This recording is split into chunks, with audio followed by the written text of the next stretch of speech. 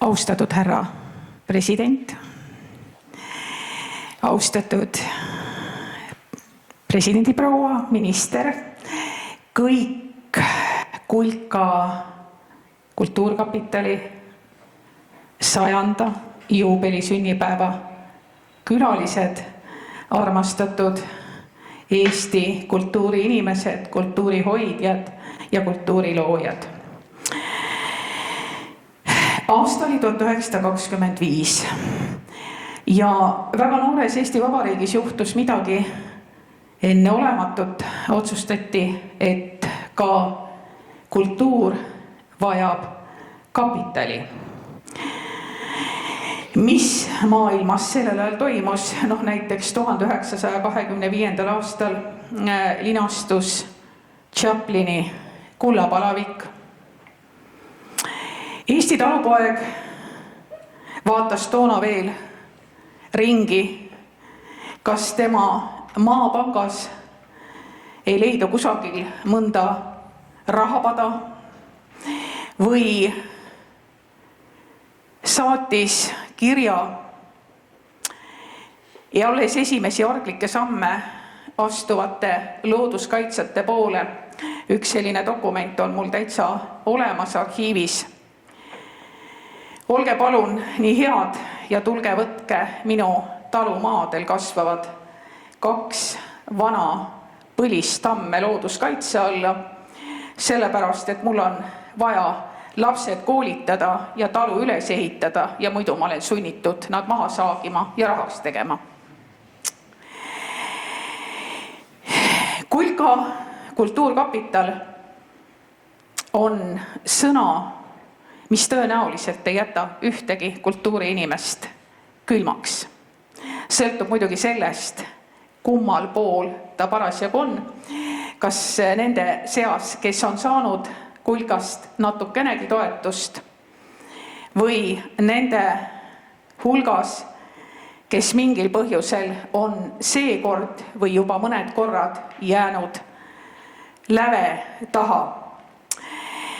Ja kui ma nüüd hakkasin mõtlema, et mida mul õigupoolest on öelda kõikidele teile, kes te siin täna olete kokku tulnud, et mis on see oluline, siis esimene mõte, mis mulle pähe tuli, on see, mida me ju tegelikult kõik teame, aga millele me väga vähe mõtleme, et Kultuurkapital Kulka sellisel kujul on võimalik ainult demokraatlikus riigis. Meile meeldib öelda, et me peame seisma eesti keele ja kultuuri eest. Seisma eesti keele ja kultuuri eest läbi aja. Mulle meeldib mõelda, et me peame tegema kõik endast oleneva, tegutsema selle nimel, et meil oleks mille eest seista. Seista eesti keele ja kultuuri eest. Sest nagu ikka kõnede puhul on väga hea näpata targemate inimeste mõtteid, nii teen minagi. Ja tahaksin siinkohal öelda Theodore Roosevelti sõnadega, et suureks rahvuseks ei tee meid mitte ainult meie rikkus, vaid see, kuidas me seda kasutame. Meil on väga palju. Ja kui Eesti inimest, eestlast, Eesti riiki teatakse ja tuntakse, siis tuntakse seda maad ja rahvast eelkõige kultuuri kaudu. Rahvakultuuriga seotud inimestel on ikka kombeks lugusid jutustada ja ma hea meelega jagaksin teiega ühte lugu oma teadlase karjäärilt, ühelt konverentsilt. Aastaid tagasi saime kokku Marseilles. Sinna olid tulnud kokku üle kogu maailma erinevad, või see oli nii-öelda siis kongress, antropoloogide ja folkloristide maailmakongress. Ja mina ja minu kolleeg trehvasime ühe kolleegiga Türgist. Ja seal oli veel natukene kaugema kandi inimesi, kes tahtsid teada, kus kohast me oleme. no me siis rääkisime, kus see pisikene riik asub, veensime kahekesi väga kõlavalt. Meil on nii väikese rahva kohta olemas oma riik. Selles pisut peale miljonilise elanikkonnaga riigis on võimalik saada kõrgharidust eesti keeles, eesti keel on riigikeel. Ja no siis oli meil veel ka Eesti kroon, näitasime seda ka ja ma pean tunnistama, et kolleeg Türgist vaatas meid umbes nagu laps, kes on jõuluajal tõepoolest näinud ehtsat päkapikku lippamas üle aknalaua, sellepärast et see kõik, mis me rääkisime, tundus talle väga uskumatu ja ta vaatas otsa ja ütles, et nojah, aga meil on Türgis umbes 1 miljon kirjaoskamatut. Ja see on see lugu, mida ma alati räägin oma üliõpilastele mõistmaks, et ka praegu heitlikel aegadel me peaksime meeles hoidma seda, et meil peaks olema mingisugused sellised tüvetükid, mis seovad meid tervikuks, sest tõsi ta on. Kultuurkapital toetab väga erinevaid kultuuriilminguid, väga erinevaid viise ja võimalusi ennast kultuuri kaudu realiseerida moel või teisel, ennast kultuuri kaudu luua ja taasluua. Ja on selge see, et see kõik ei saagi kõigile sobida, ega selles ei olegi midagi, ütleme siis hävenemisväärset.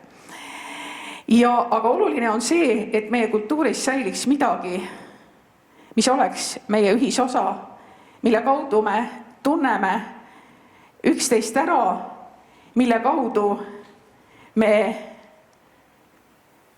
kõneleme üksteisega.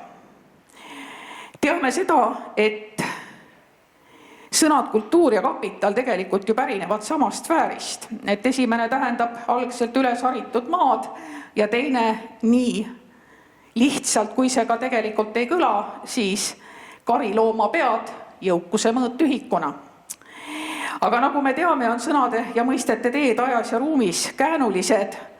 Tänaseks on kultuur ja kapital omandanud uusi tähendusväljundeid ja varjundeid ja teinekord lähevad nad ka vastastikku. Ja kuidas siis nii? Kultuur ja kapital, mis on see, mis neid seob? Aga oluline on see, et üks kultuuriinime erijooni on, et kultuur teeb inimesed paremaks. Kultuur teeb inimesed paremaks, inimene muutub, areneb ja see on võib-olla kultuur selle ehk kõige kitsamas tähenduses. Aga kindlasti on kultuur mõõdetav ja mõistetav paljususe kaudu. Et samamoodi on ka loodusele omane mitmekesisus ja samuti on see tunnuslik sellele või kõigele kogu sellele sfäärile, kuidas me ennast loominguliselt väljendame, mille kaudu me tegelikult ju defineerime ka teisi kultuure. Ja kuidas suhtestuda kultuuriga, kultuurkapitaliga, kuidas ma vaatan seda läbi ise enda, mina ja Kulka, sellepärast et sünnipäevadel on ikka kombeks rääkida sellest ka, kuidas ma olen sünnipäevalapsega seotud. Ma olen olnud saaja ja ma olen olnud jagaja. Ja selle jagamise juures on olnud alati väga tähtis see, mis vist meil kõigil, kes me oleme olnud jagaja rollis, on südamel, mis jääb painama ja mis ikkagi tekitab vahel küsimuse, et kas ma tegin õiged valikud. Sest jagaja rollis kultuurkapitalis olles tuleb neid valikuid teha ja nende valikute kaudu me moel või teisel manifesteerime midagi Eesti kultuuris. Me tõstame midagi esile, sest kultuurkapitali toetus on läbi aegade olnud omal kombel kvaliteedimärk, tunnus millestki, mis on midagi väärt. Ja kas me seda tahame või ei taha, aga kõik sihtkapitali komisjonid on läbi aegade kujundanud, mõjutanud ja suunanud vaiksel, märkamatul viisil Eesti kultuuri kulgemist läbi aja. Ja saaks ju teha tabeli, igasuguseid edetabeleid saab koostada, aga kas neid on vaja, see on juba ise küsimus, et missugused on võib-olla Kultuurkapitali poolt maha külvatud seemnetest võrsunud taimed, õied, viljad. Aga Kultuurkapital on meie kultuuris olemas. Tõsi ta on, et sihtkapitali koormused on erinevad ja mäletan isegi seda, kui meil vist oli audiitor, oli aastaid tagasi, ja oli mina rahvakultuurist ja toona vist keegi kehakultuurist. Kehakultuuri sihtkapitali nõukogu esimees ohkas, et tal on selles jaotuses väga palju taotlusi, mille peale keegi müksab, et ära seda Marju kuuldes ütle. Miks? Rahvakultuuris oli 750. Rahvakultuur paraku on selline sihtkapital olnud, kus mul on olnud au kaasa teha. Üks minister ütles, vaatas mulle otsa, ütles, et püha jumal, sa oled 10 aastat oma elust kulutanud kulkale. Et see katab väga palju kõike seda, mis on seotud meie kõigi kultuurilise loominguga. Ja kui me toetame rahvarõivaste valmistamist, siis me toetame ka neid oskajaid, naisi ja mehi, kes oskavad rahvarõivaid valmistada. Et see on omal kombel selline huvitav Rube Goldbergi masin, et kui sa midagi toetad, siis tegelikult see käivitab väga palju veel kultuuris midagi, mida võib-olla sellel hetkel ei märkagi. Ja seegi on ehk rahvakultuuri sihtkapitali roll olnud, et püüda mõista ja mõtestada kõike seda, mida meie esivanemad on loonud enne seda, kui Kultuurkapital üldse välja mõeldi ja mida me püüame arendada ja millele oleme üles ehitanud oma identiteedi. Tõnu Õnnepalu on selle väga kenasti minu eest ära öelnud. Kultuuri saladus on see, või mis saladus, aga alati ei panda seda tähele. Vana on kõige alus, aga vanast võidakse aru saada ainult uue kaudu, ainult uut luues. Seda vana pärandit mitte kõigest väest järele aimates, ega ka mitte kõigest väest uut moodi tehes, vaid seda ümber luues, uuesti luues. Ja see ümberloomine ja uuesti loomine on minu jaoks seesama, mis annab kultuuris jätku. Eestlased inimpõlvi on soovinud jätkuleiba, et peatoiduse leiva jätk ei lõpeks, et meie laual oleks alati leib. Peaksime vist soovima Kultuurkapitalile järgmiseks 100 ja kõvasti rohkemakski jätku kultuurile. Et meie kultuur kestaks, et meil oleks, millele toetuda ja see oleks miski, mis meid ühendab ka siis ja nendel aegadel, kui me parasjagu ei ole laulupidu ja me ei laula kõik koos. Teate küll, mis laulu? Ta lendab mesipuu poole. Et me tunneksime kultuuri kohalolekut ja ühtehoidmist kogu aeg.